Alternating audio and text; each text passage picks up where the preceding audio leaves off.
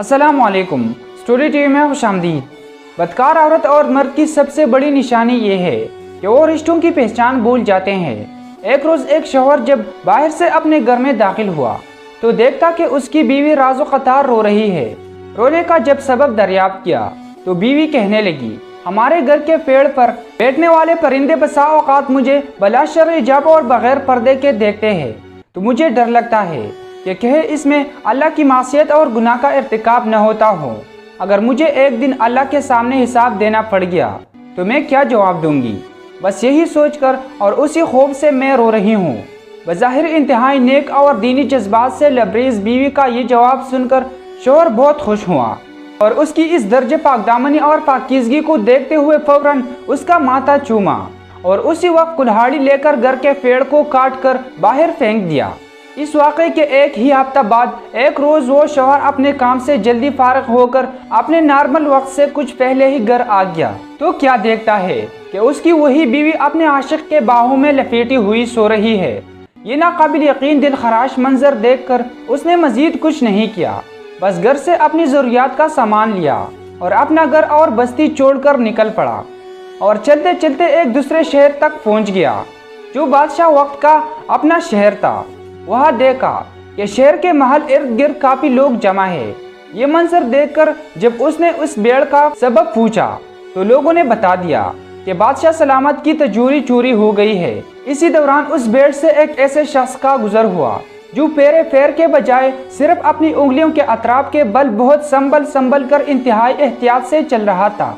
उस आदमी ने जब उस शख्स के बारे में पूछा कि ये साहिब कौन है तो लोगों ने बता दिया कि इस शहर के शेख साहिब है जो अपनी उंगलियों के बल महज इसलिए चलते हैं ताकि इनके पैरों के नीचे चिवंटी आकर कहे दब न जाए और इसकी मौत हो जाए और इस तरह वो नाहक कत्ल नफ्स के अजीम गुनाह के मुर्तकिब न ठहर जाए। शेख साहिब के मुतालिक लोगों का ये जवाब सुनकर उस आदमी ने फौरन कहा, अल्लाह की कसम मुझे बादशाह के खजाने और तिजोरी का चोरी पता चल गया है, मुझे उसी वक्त बादशाह के पास ले चलो। बादशाह के पास पहुंचकर इब्तिदाई हाल चाल के बाद उस आदमी ने अर्ज किया, बादशाह सलामत, आपकी तिजोरी का चोरी कोई और नहीं बल्कि आपके इस शहर के शेख साहिब ही है।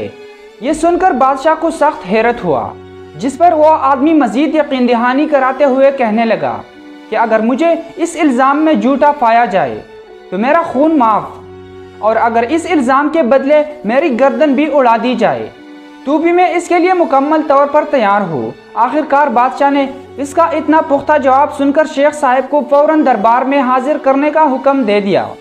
उन्हें दरबार में लाया गया। तहकीक के बाद आखिरकार शेख साहिब ने अपना जुर्म कबूल किया और तिजोरी चोरी का एतराफ़ कर लिया।